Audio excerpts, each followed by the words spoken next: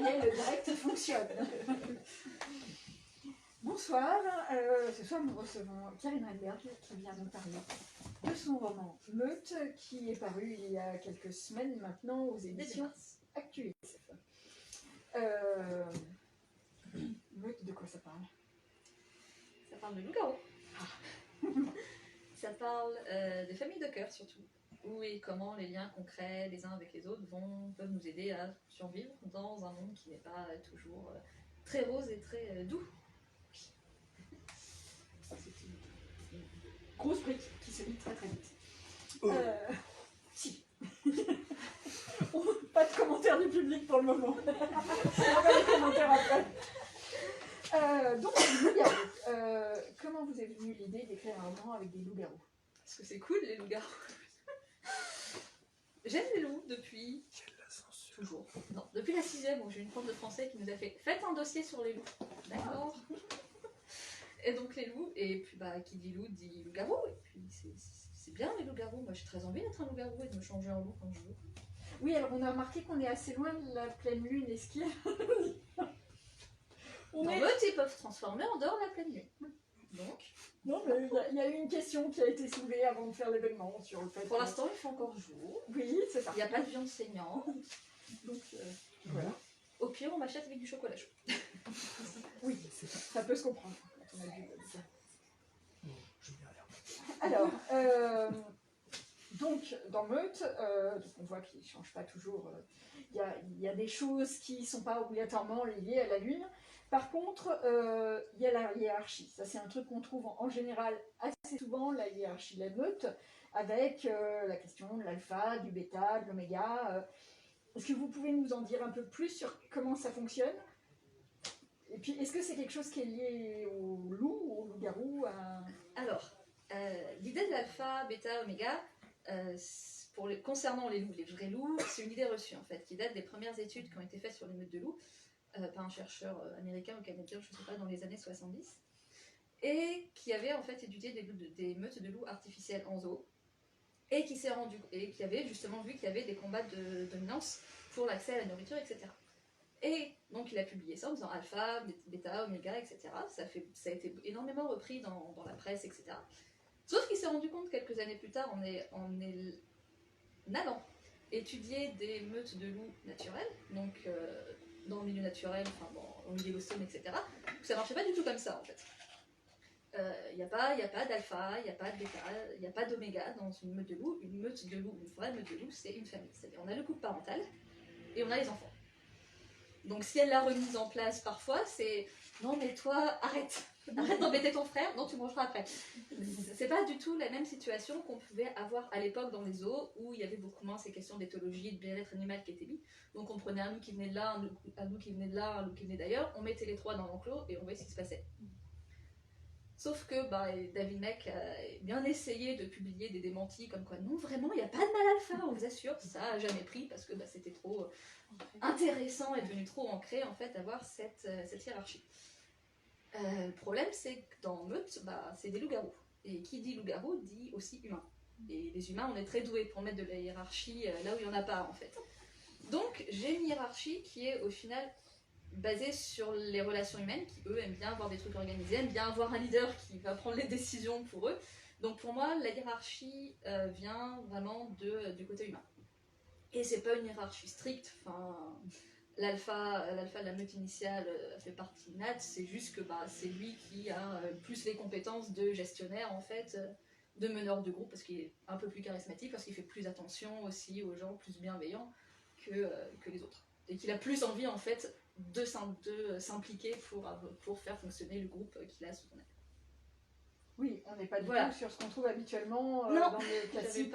J'avais pas envie de rester sur les classiques Bifit, etc. De toute façon, ça ne correspondait pas en fait, ni à la réalité humaine, ni à la réalité du loup en fait. Donc pourquoi le faire? Oui, puis du classique, on ne l'a pas tant que ça pour le moment. Malgré tout, est-ce que vous avez eu des influences de la littérature pour écrire ce bouquin non. Ou bien des contre-influences? Des fois, ça peut être juste... Alors, c'est une question compliquée, parce que j'ai eu tellement de choses scientifiques ou littéraires qu'au final, je sais pas. Meute, la première fois, je l'ai commencé en 2016 ou 2017, donc déjà ça commence à dater. Et puis j'étais nourrie au final de tout ce que j'ai lu, de tout ce que j'ai étudié avant au final et pendant les phases de correction existantes. En roman de loup-garou, j'avais beaucoup aimé, évidemment je vais perdre tous les noms, qui était paru chez De Noël, je crois, dans la collection Lune d'encre. Le dernier loup-garou, peut-être, tout simplement. Oui. J'ai lu aussi beaucoup de Beatlit, enfin les Alpha et Omega notamment, plus récemment le clan Bennett. Donc des inspirations qui sont là, mais voilà, juste en mode, ah tiens, ça c'est intéressant, ah non, ça je veux pas faire ça, beaucoup pour la Beatlit quand même, j'avoue. C'est ça. Même si j'en ai lu et que c'est du plaisir coupable, je savais que c'était pas ce que je voulais mettre en place. Mais au final, tout ce que j'ai pu lire, tout ce que j'ai pu regarder, lire, etc. Oui, parce qu'on sent bien que le loup-garou, habituellement, on va être sur entre l'urban fantasy ou là, franchement, Beatlit, où ça devient vraiment très très compliqué. Meute, on est à des kilomètres de ça et des clichés qu'on a habituellement dans ce genre-là.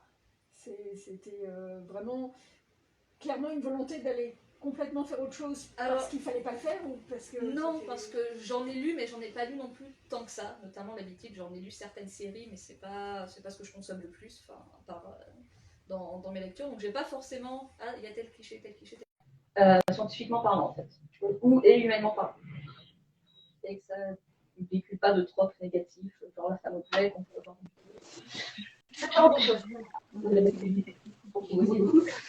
Donc ça, voilà, c'est une volonté de ne pas être dans notre présentation, mais il n'y a pas une volonté d'aller obligatoirement à contre-courant des clichés. Et puis en plus, on est sur un univers post-apo. Oui. Pourquoi être parti sur un univers post-apo pour nous décrire du loup-garou? Parce que c'est vachement plus simple pour leur mettre des bâtons dans les roues. Globalement. Pourquoi post? Non, je sais pas, je pense que j'avais encore, comme pour les loups, j'avais envie en fait. C'est pas des réflexions qui sont forcément construites. J'ai pas fait un joli tableau pour contre en comptant les cases. J'avais envie d'avoir un monde qui n'était pas exactement le nôtre parce que ça soulève énormément de problèmes. Enfin, nous, on a des loups-garous dans le monde actuel, ils sont déjà trouvés à cause des analyses ADN, globalement. Voilà, et j'avais envie de leur complexifier un peu la vie. Donc c'est vrai que déjà quand certaines denrées deviennent plus compliquées à trouver, tout de suite c'est plus simple en fait. Pour autant, le groupe qui est le plus proche d'une société qui nous ressemble, il s'en sort pas mieux que les autres. Non, mais c'est une question, enfin c'est purement des problèmes d'humains dans la meute. C'est pas, pour le coup, eux n'ont pas trop de problèmes liés au monde post-apo, c'est juste que c'est des humains avec des ambitions et des choses qui vont potentiellement clasher les uns avec les autres. On a du post-apo, on a des loups-garous. On va imaginer quelque chose de très violent. Oui. Et pourtant, c'est pas ça. Pourtant, il est par moments extrêmement doux. Oui, mais il y a un truc, il y a une douceur qui ressort, bon, pas au début, pas au début, mais malgré tout, progressivement, il y a une douceur dans ce livre. Comment on arrive à faire un équilibre pareil alors qu'on est parti sur du post-apo avec du loup-garou? En se basant sur les relations entre les gens. C'est-à-dire que la violence va venir du monde, globalement, enfin, va venir de l'univers, va venir des conflits externes, et la douceur peut venir entre les relations internes au groupe. Donc vraiment avec le bien humain. Ou lycanthrope. Mais il est entre les personnes. Oui. Mais on sent aussi qu'il y a une violence qui va être différente en ce qui concerne la violence des hommes et la violence du loup. Le loup ne se bat pas pour la même raison. La violence, on est sur un post-apo où il y a des gens qui vont aller se battre pour de l'argent, pour le plaisir des autres, alors que les loups, c'est pour défendre quelque chose qu'ils vont se battre. C'est ça. Je suis restée, là encore, relativement... j'ai essayé de rester cohérente en termes de comportement. Enfin, les loups ne vont pas se battre s'il y a un conflit de territoire, s'il y a une meute qui passe par là, mais c'est tout. Ils ne vont pas aller... sauf s'ils sont en déplacement pour X raison et qu'ils cherchent un nouveau territoire, ils ne vont pas aller se fighter avec la meute à côté. Surtout que généralement, il y a des no man's land entre les différents groupes. Donc, il n'y avait pas de raison que ce soit le cas, en fait. Ça, c'est quelque chose que j'avais travaillé aussi, pour revenir au trope conscient ou pas conscient, quelque chose que j'avais retravaillé de manière consciente. C'est-à-dire que dans beaucoup de livres de loup-garou, on voit le loup comme « Ah, c'est l'animal, c'est le côté de sauvage, c'est le côté bestial, etc. » Non. Le loup, notamment en tant qu'animal social, ça ne va pas être un animal violent spécifiquement parce que c'est un animal. L'humain, lui, c'est très bien être violent sans avoir besoin de rajouter un loup ou un vampire ou n'importe quelle autre chose inhumaine sur humaine pour être violent. Donc pour moi, il n'y avait pas de raison. Le côté violent vient de l'humain, le loup est là pour amener du lien social parce que c'est une espèce sociale. Oui, alors que l'humain, non. Bah, l'humain, il a un peu de mal. L'humain, il a un peu de mal de temps en temps, quoi. Globalement. Il a un peu de mal à communiquer aussi, des fois. Il y a quelque chose de très, très intéressant sur la communication en ce qui concerne les trois personnages. Parce qu'on va avoir un personnage qui est muet, on va avoir un personnage qui n'est pas quelqu'un qui cause, et on en a un autre qui est traumatisé, qui donc ne parle pas non plus. Et pourtant, il s'exprime beaucoup. Oui.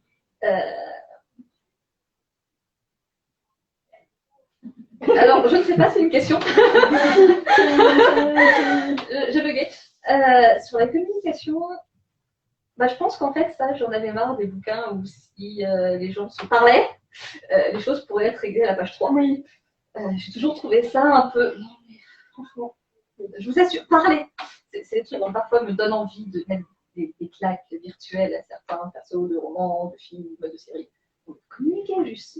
Et là, au final, je me suis dit, qu'est-ce qui se passe si je communique? Et vu que j'ai des tensions qui ne sont pas des non-dits, qui ne sont pas internes à la dynamique, vraiment des groupes externes, la communication peut justement aider à dépasser le blocage. Et ça, c'est un des gros problèmes de Val, qui trouve que Nat devrait vraiment apprendre à communiquer plus avant qu'il lui tire les verres du nez. Oui, que ça aiderait, quoi. Ce serait bien. Il arrive un peu, mais c'est long quand même. Et justement, nos loups qui font partie de la meute de départ, eux, ils n'ont pas de problème de communication. Et pourtant, c'est eux qui parlent moins, ou en tout cas, ils ont tellement de préjugés qu'il vaudrait mieux qu'ils écoutent en fait ce que les autres disent. Oui, ils ont problème de considérer Nat comme un gamin en soi, parce qu'il est quand même plus jeune que la plupart, et comme quelqu'un qui vient pas de leur monde. Et ils sont là en mode, je comprends pas ce garçon. Et vu que Nat, il n'aimait pas du sien quand même. Non, globalement, il essaye pas de se faire aimer, de se faire apprécier. Mais on a l'impression qu'ils vont pas non plus chercher à essayer de communiquer avec Calam. Alors c'est compliqué de communiquer avec Calam, mais quand même, c'est vrai. À un moment donné, il ne faut pas d'effort. C'est vrai. Parce qu'eux, ils peuvent parler, ils ne se disent pas qu'il y a une autre façon de communiquer du tout. De toute évidence, non. C'est quand même un peu dommage. Pourtant, c'est un peu pour ça que c'est une meute compliquée. C'est ça. Alors, il y a quelque chose de très particulier dans ce roman, c'est la forme. Le choix du tu. Oui. Est-ce que c'était une évidence dès le début? Est-ce que c'est venu progressivement? Non, c'était meute, je l'ai commencé parce que je bloquais sur un autre projet. Et donc j'en ai eu marre un soir. J'ai pris une feuille bleue, j'ai pris un Scrivener blanc, j'ai commencé à écrire. Et c'est venu au-dessus, c'est venu directement avec Calam et ses traits de couleur. Donc ça, c'était déjà là, en fait, tout était déjà là depuis le début. Et donc, j'ai dû faire la première jet en genre un mois. Et puis, j'ai pas l'air d'en faire quelque chose. Mais oui, ça a été le tu et la voix de Calam était là depuis le début. C'est qu'après, j'ai rajouté les autres. Oui, et puis après, c'était resté sur YouTube pour tout le monde. C'est ça, je me suis posé la question et je me suis dit que changer, c'est pas quelque chose que moi j'aime beaucoup quand je lis, d'avoir des narrations qui changent soit de temps, soit de personne. Donc, tu pour tout le monde, ce sera bien. Et alors, sans spoiler pour les gens qui n'auraient pas lu et tout ça, est-ce qu'on a une raison derrière le tu ou est-ce qu'on peut dire un peu pourquoi, ou est-ce que c'est juste une telle évidence qu'on ne peut pas expliquer pourquoi? Non, il n'y a pas de raison, c'est juste une narration. C'est le même type de narration qu'on pourrait avoir au jeu où il n'y a pas de jeu qui raconte le tu à quelqu'un. C'est juste la narration comme ça pourrait très bien être une en fait. Ça change rien. D'accord. Donc, on a Calam, on a parlé un peu, qui est atteint de synesthésie. Il va voir les émotions en couleur. Est-ce que vous avez fait des recherches sur la synesthésie particulièrement, et puis la gestion du trauma aussi parce que... Alors, la synesthésie, non, parce que ça fait longtemps que je connais. Enfin, j'avais déjà fait des recherches préalables, en fait. Je connaissais le sujet de manière préalable, donc je n'ai pas eu à refaire principalement. Et puis surtout, la synesthésie, je ne sais pas si ça existe réellement. Il y a tellement de types de synesthésie. Surtout là, sur les émotions, c'est particulier en général. C'est possible. Enfin, je sais qu'il y a des types de synesthésie sur des choses aussi abstraites qu'un calendrier. Donc, c'est envisageable, je ne sais pas. Est-ce que c'est par exemple la même chose que les gens qui disent voir les auras en couleur? Pourquoi pas? Je ne sais pas. Ça peut exister, ça ne peut pas. Voilà. Il y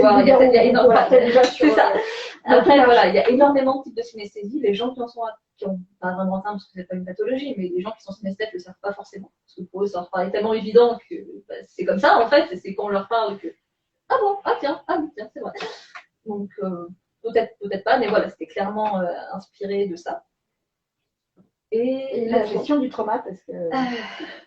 oui, là j'ai dû faire un peu plus de recherche quand même sur de ne pas trop raconter de conneries. Notamment sur la manière de gérer en fait, plus que les manifestations en elles-mêmes. Et pareil, c'est des recherches que j'ai faites qui m'intéressent depuis longtemps sur PTSD et autres, donc c'est des recherches qui n'ont pas été faites spécifiquement pour cet ouvrage-là. Alors, on a un livre de loup-garou et on a des chats dedans. Comment vous faites pour mettre des chats dans un livre de loup-garou? C'est pas moi, c'est Val qui a décidé qu'il y ait des chats. D'accord. Je ne m'oppose pas à des personnages. Non. Surtout lui. Oui, je suis d'accord, mais quand même.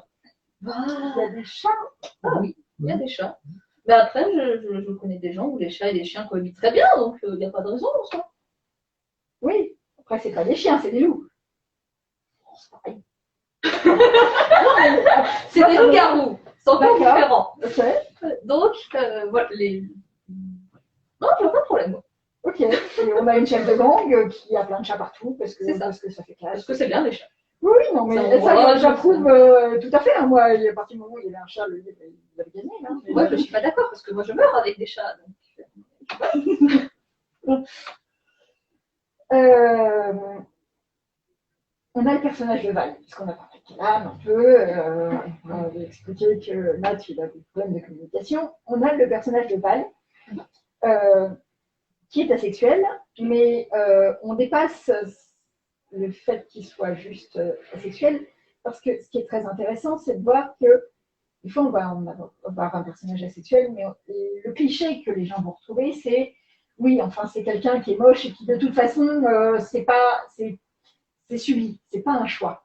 Alors que là, c'est pas le cas. C'est pas le cas du tout, au point qu'on voit bien que, en gros, tout le monde veut Val, à un point assez hallucinant. On se demande si c'est du jeu, si c'est du défi, pourquoi est-ce qu'ils tentent leur chance. Il n'y a pas tant que ça, quand même. Non, mais on sent, ils nous racontent que c'est arrivé. Oui, c'est arrivé. Oui, voilà, quand même. Oui, c'est arrivé qu'il y ait des gens qui lui fassent des avances de manière moins insistante. Oui. Alors déjà, pourquoi avoir choisi d'écrire ce personnage comme ça? Et est-ce que c'était important Alors, globalement, tous les persos sont sexuels sauf mention du contraire. D'accord. Je le suis aussi. C'est quelque chose qu'on ne voit pas quasiment dans les littératures. Enfin, on commence un peu à en voir, mais de manière générale, ça ne se voit pas. Et pour moi, quand j'écris une histoire, les personnages sont comme moi, c'est-à-dire sexe. Non, c'est quoi? Donc, les trois quarts sont asexuels jusqu'à ce qu'ils me disent que non, tiens, moi j'ai un mec ou j'ai une meuf et je fais des choses avec. Tant que tu m'obliges pas à l'écrire, on va ok.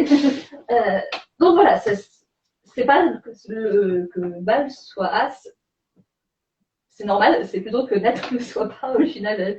Si je prends mes persos et l'univers globalement. Après, voilà, j'ai juste pas senti le besoin de chercher parce qu'en effet, je pense qu'on a besoin d'avoir des livres qui disent que ça existe, que c'est pas un problème, que c'est pas, il n'y a pas en avoir honte, qu'il n'y a pas à se forcer, qu'il y a juste pas, c'est comme ça et puis c'est tout en fait. Il est intéressant, c'est qu'en plus, on voit justement un peu, même si ça arrive pas assez souvent, un certain harcèlement qui, en général, c'est les femmes qui ont droit. Oui, alors que là, c'est pas le cas.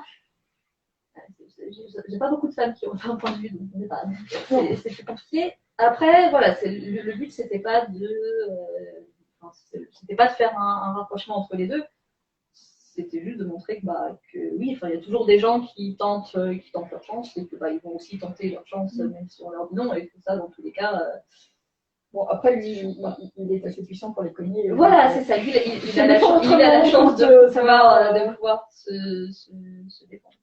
Mais bon, la plupart des persos ont aussi potentiellement se défendre de la même manière, potentiellement. Ah, mais non, mais il n'y a pas un seul personnage à l'intérieur, à part Calam, mais son cas est différent, qui est pas capable de se défendre. Ils peuvent se défendre. Mais voilà, quand même qui essayent, hein. En disant, bon, ça passe. Non, ça passe pas, en fait. Non, c'est non, en fait. C'est ça. Oui, c'est. Je sens qu'on va avoir des questions dans le public à un moment donné. On m'a pas prévenu qu'il fallait que je révise les pages. Oui, mais on a des gens. Je sens qu'on va avoir des questions. J'ai pas l'impression d'avoir lu le même livre. D'accord. Peut-être qu'on va lu le même livre. C'est pas grave. Non, on va commencer, on reprendra après, je sens qu'on a des questions dans le public. Donc, est-ce que quelqu'un a une question? Non, finissez. D'accord, Finissez.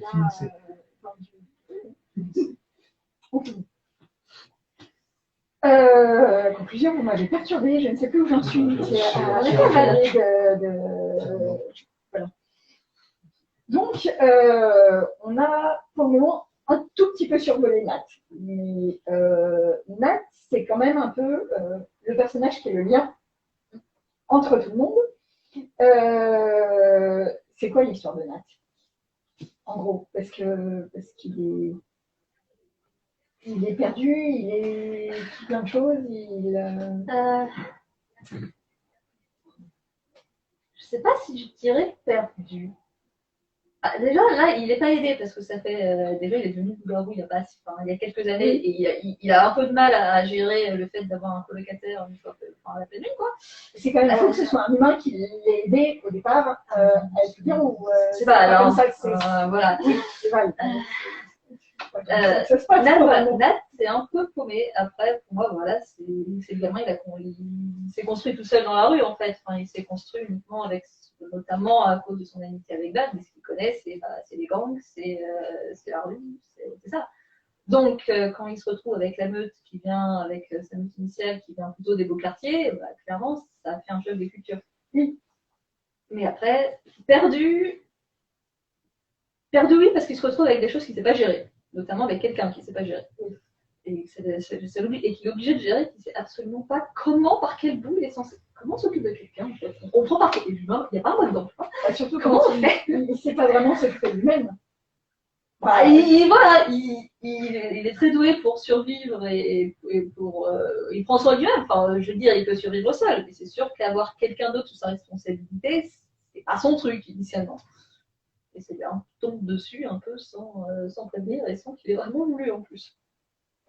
Et donc on retrouve la question de la gestion du trauma, parce que déjà, même si on était dans un univers pas post-apo, avoir un loup traumatisé, on ne peut pas aller voir le médecin, le psy, et lui dire voilà, cet enfant c'est un loup-garou, il est traumatisé. Déjà, dans un monde normal, on ne peut pas. Mais dans un monde post-apo, c'est pire. C'est comment on gère un traumatisé quand on n'est déjà pas capable de se gérer soi-même comme on peut. Mal. À peu près mal, mais enfin voilà. Mais mal, pas tant que ça en fait. C'est vrai. Mal, étonnamment, il y a autre chose. Il y a d'un côté le problème qu'il faut gérer le trauma, c'est une question à part. Après, là, potentiellement, vu le monde où ils vivent, c'est pas le seul gamin traumatisé qu'il a vu. Oui. Donc déjà, il sait que potentiellement, faut pas trop. Enfin, il va avoir certaines bases. Ne pas forcer, pas forcer l'approche, etc. Donc, tu veux pas parler, bon, c'est pas grave. Enfin, on va faire ça, globalement, alors que ça, c'est pas des réflexes que vont forcément avoir ceux de la meute, en fait. Oui, eux vont vouloir forcer en disant, si on force, peut-être que ça va marcher. Alors que Nat, dans les docs, a beaucoup plus vu que, non, en fait, si tu forces, à un moment, tu vas t'en prendre une ou ça va déraper. Donc, potentiellement, il a déjà ces réflexes qui vont pouvoir aider. Mais après, ce qui dérange, c'est le côté pas enfant, mais c'est le côté d'un truc qui ne sait pas se défendre tout seul. En fait, j'ai un truc fragile entre les mains, j'en fais quoi? C'est un peu la première fois que nos tantes, nos pères nous met le petit frère, un petit cousin dans le bébé. C'est ça. Ça se tient comment?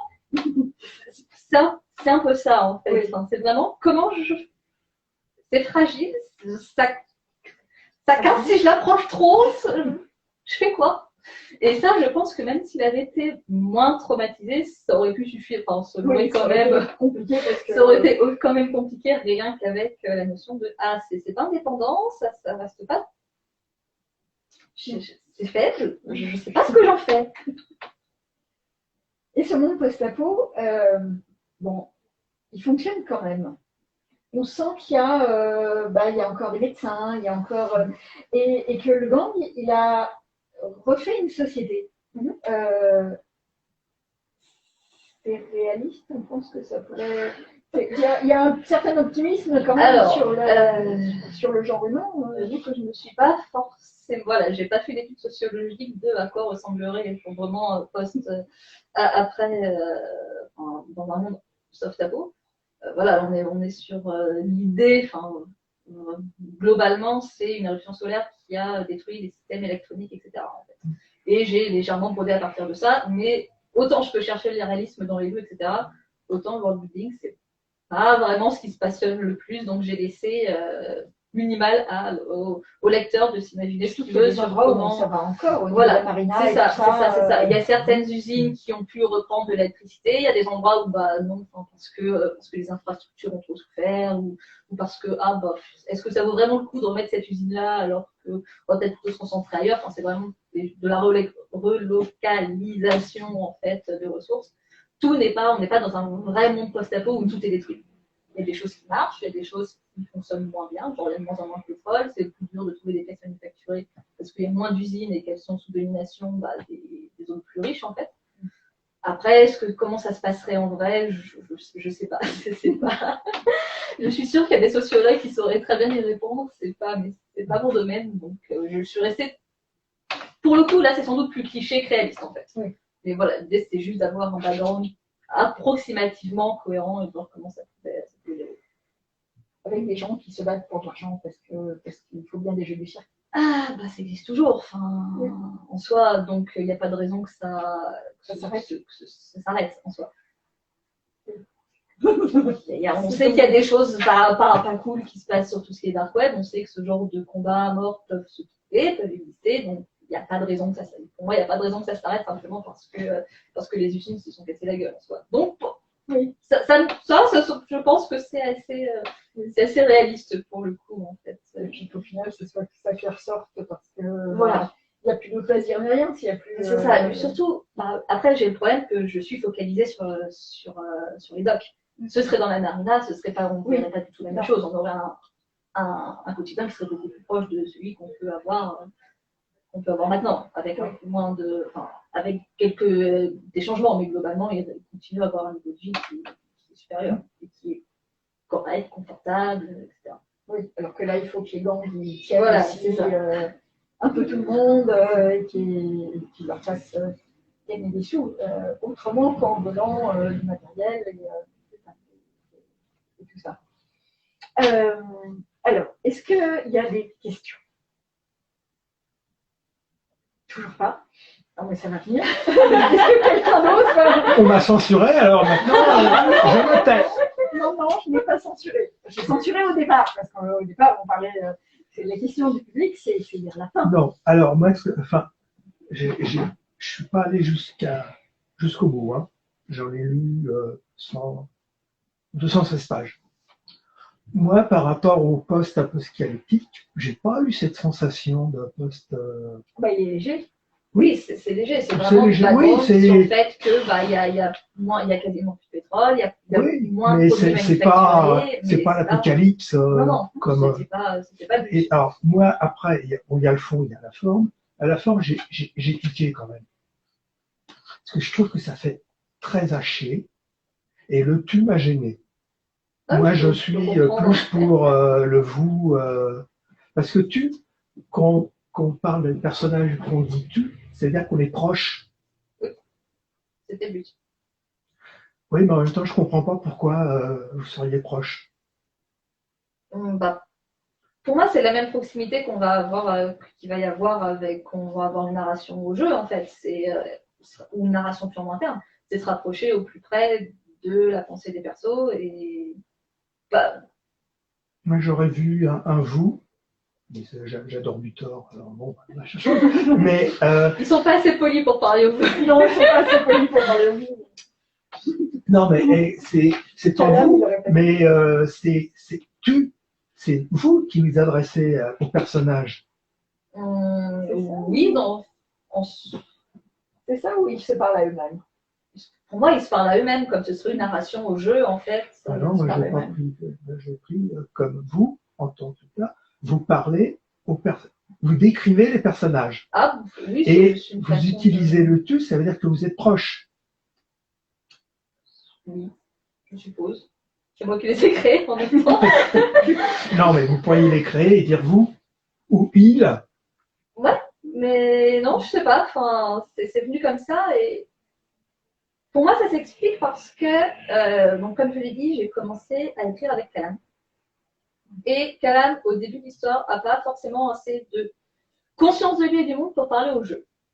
Et pour moi, la narration il est un peu plus distante. Même si on peut avoir la narration très proche du personnage en narration interne, pour moi, on a quand même une légère distance qui se crée.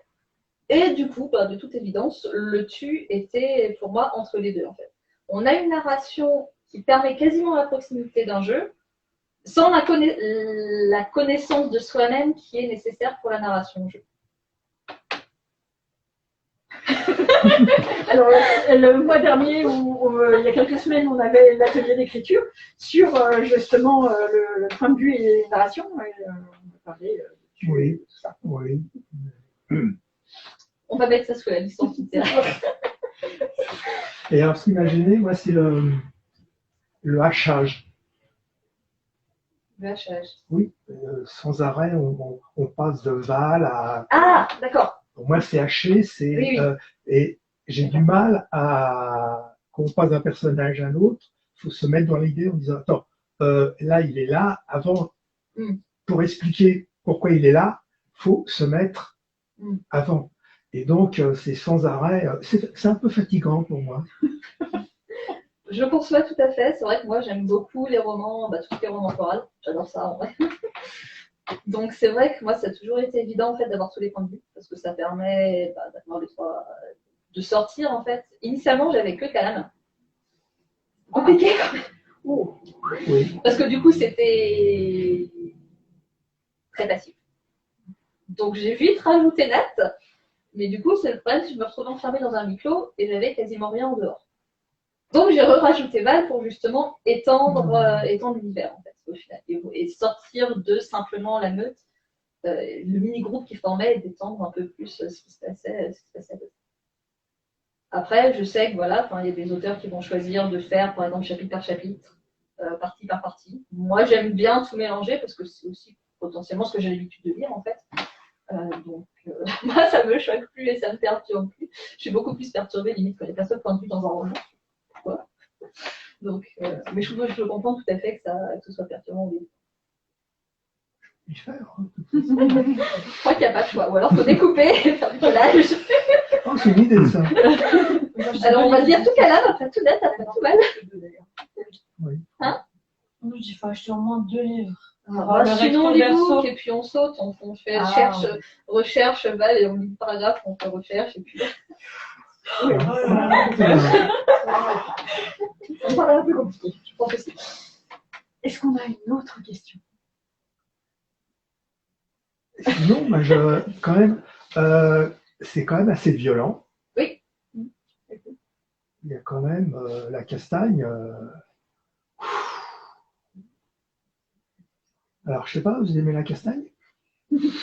Alors, moi, non, j'en suis bien incapable. Moi, je meurs très vite. Mais c'est quelque chose qui se retrouve quand même énormément dans les sociétés, globalement. que ce soit des combats ritualisés, que ce soit des sports, enfin, que ce soit du sport de combat. C'est un côté très cathartique d'écrire aussi ce genre de scène en tant qu'auteur. C'est pas terrible à dire, mais c'est très fun à écrire en fait.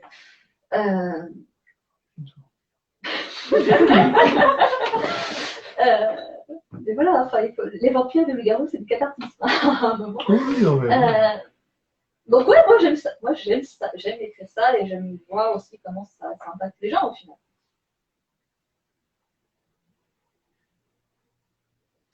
Toujours pas. Si, une question quand là. même.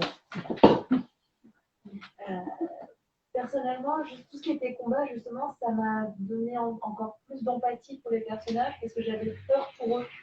Il y a plusieurs moments où ils sont sur la sellette où justement la puissance narrative du tu vas faire ça et puis tu envoies ton bras à tel endroit. Enfin, c'était ultra visuel et j'ai trouvé ça vraiment très très bon parce que j'ai passé la nuit blanche pour le bouquin et donc sur les coups à 5h du matin où il y avait 2-3 gros combats, je me suis retrouvée, j'arrivais vraiment plus à le lâcher, j'avais dit je vois la partie du roman. Une certaine arène. Mais non, ma question était beaucoup plus triviale. La couleur des cheveux par rapport à la couverture, c'était voulu.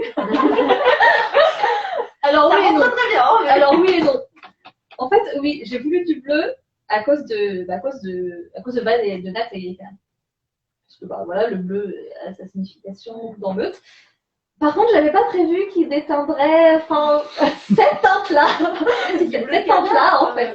Donc moi j'ai fait la teinture assez récemment parce que j'ai fait le 1er avril, parce que c'était pas un poisson. Et donc elle était vraiment plus bleu nuit en fait, bleu, vraiment bleu. Et c'est vrai qu'elle vire bleu, vert et bah au final ça colle bien. Donc voilà, pas entièrement voulu, mais à moitié. J'avais une autre question au final, parce que je viens de réfléchir. Vu que Kalam parle, les émotions de Kalam travaillent avec toutes les couleurs, justement, pour se décrire lui-même, je me rappelle pas des couleurs, à part le blanc qui revient en tant que couleur ultra négative, pour se décrire lui-même, il est toujours environné de couleurs. Il se décrit pas lui-même. Ouais. Il se décrit jamais. Il n'a lui-même. pas de conscience de soi au final, non. c'est bien ça. Il se Alors, réfugie dans les couleurs. voilà. Il s'est jamais décrit lui-même, ça c'est sûr. Ça j'en suis certaine. Après, je suis pas sûre que ça lui soit venue l'idée d'essayer de se décrire lui-même. C'était perturbant dans la narration d'avoir très peu de description des personnages, enfin des 3 personnages principaux, et de réaliser les tresses rouges, d'accord, des tresses rouges, ok. De trouver des petits points de détail qui faisaient comprendre la taille des uns par rapport aux autres, leurs vêtements ou quoi. C'était étonnant les petites touches, donc j'avais assez peu de vision. Alors ça, j'avais du mal à les représenter. En fait. C'est parce que je suis très mauvaise en description. Globalement, je ne me représente pas les choses. Enfin, moi, si on me demande de me représenter Val, je vais voir une vague silhouette façon à la craie avec des flèches vers les points marquants. En fait. Je dois avoir un fond de la fantaisie quelque part, mais j'ai énormément de mal à me représenter visuellement les choses.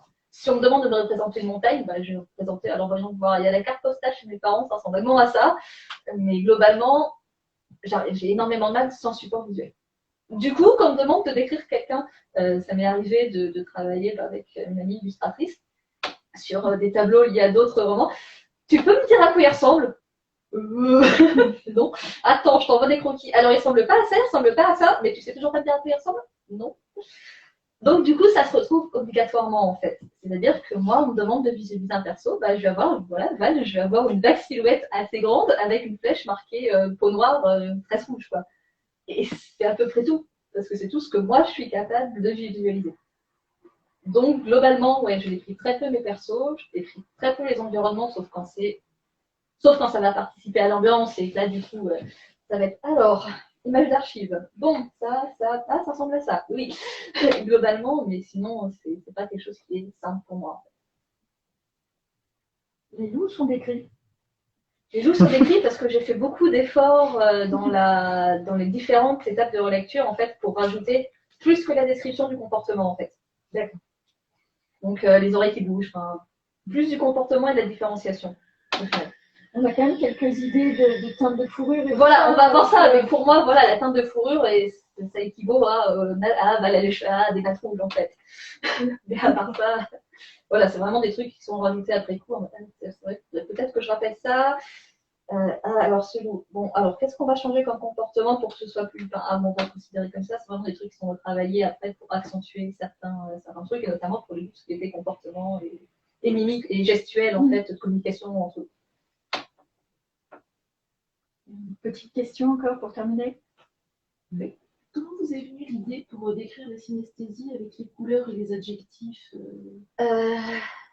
Alors, les couleurs donc, sont associées aux émotions primaires, en fait. Donc, j'avais choisi des couleurs primaires aussi, je ne sais plus le terme, l'opposé. Et les adjectifs, ça a été, je pense à quoi? Je suis sur un forum d'écriture où j'avais lancé un sujet en mode, oui, alors si je vous dis bleu, vous pensez à quoi? De random, en fait. Pas bleu nuit, pas bleu ciel, mais vous pensez à quoi? Il y avait des trucs qui sont venus très tôt, genre ambre éternité, pour moi, parce que ça faisait référence aux bijoux d'ambre qui peuvent contenir les insectes qui sont pas momifiés, mais stockés dans l'ambre. Il y avait d'autres, ambre mausolée, parce que je me souviens de certains trucs où c'était utilisé comme parement dans des pièces ou des tombes. Qu'est-ce qu'il y a d'autre? Voilà, c'est vraiment soit des associations d'idées qui viennent comme ça, je ne sais pas d'où, soit ça a été proposé par d'autres personnes et j'ai trouvé que ça collait bien. C'est vraiment l'association d'idées purement, pas forcément très réfléchie, mais très instinctive au final. Et maintenant, vous travaillez sur quoi? Question. On peut avoir des petits indices. Ça va être quoi le prochain? Ou les prochains, ou les... Alors, j'en ai plusieurs à différents états d'avancement. Là, j'en ai un que j'ai soumis, donc peut-être qu'il sera publié, je n'en sais rien. Je l'ai soumis il y a 2 semaines, donc c'est un peu tôt. Pour voir qu'il serait donc dans une Venise basée sur la magie et sur les créatures magiques et sur les pères, où je parle encore une histoire de famille de cœur, etc. Plus axée romance cette fois. Toujours avec des personnages asexuels, parce que c'est drôle d'avoir une vie romantique et amoureuse. Vraiment baser les esprits et la magie autour des esprits. Et j'ai d'autres premiers jets à des degrés divers de non-avancement aussi. Donc je ne vais pas parler là parce que je ne sais pas ce que je vais en faire pour le moment. Les plus aboutis, ce serait, et peut-être le plus en passe de voir un jour le jour, ce serait sûr. À propos de sexualité, il y a quand même un couple homo. Oui. Oui.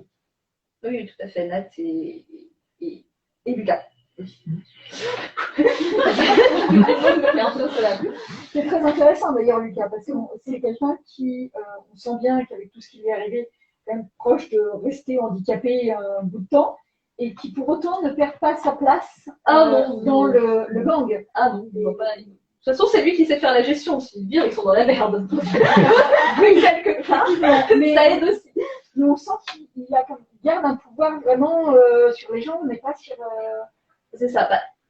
Disons qu'il est en position de force, vu que c'est lui qui gère l'aspect mercenaire, en fait. Donc, c'est lui qui va avoir les missions, qui va dispatcher les missions, qui va les payer, potentiellement. Donc, voilà, c'est pas forcément quelqu'un que tout le monde va pouvoir faire, surtout qu'il y a beaucoup d'illettrisme. Illettrisme, c'est bon.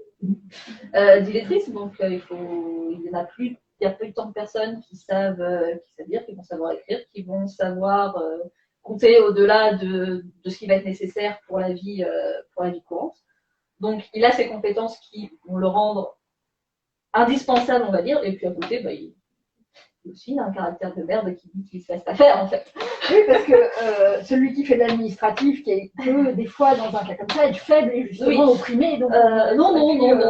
Au pire, les gens se prendront un coup de béquille en métal et puis ils vont pas recommencer tout de suite, quoi. Donc, globalement, il se laisse pas faire. Oui. C'est chouette de voir justement ce traitement-là du handicap un peu différent de ce qu'on voit habituellement du personnage qui va être plus faible, qui va avoir besoin d'aide et tout ça. Globalement, il fait sa vie. Oui. Comme ça, en soi. Oui, mais comme un peu tous, hein, à part Oui, Calam c'est qui a ça. besoin, mais ça viendra après, il se perd. On sent qu'il est parti quand même. Je spoil un peu sur la fin. Peut-être. Je sais pas. Peut-être que je vais les tuer en hors scène. Ah non, ça il faut pas. Non, Non, d'accord. non. Gardez les chats. Oui, le chat. J'en regarde les chats. Oh oui, le chat, le chat, ça serait bien s'en sortir. Le chat est prêt à tout. Ah, c'est un chat déjà, donc C'est les chiens qui meurent, c'est pas les chats. C'est vrai. les chats. À voir si ça s'applique aux loups aussi. Apparemment, les loups, c'est les chiens.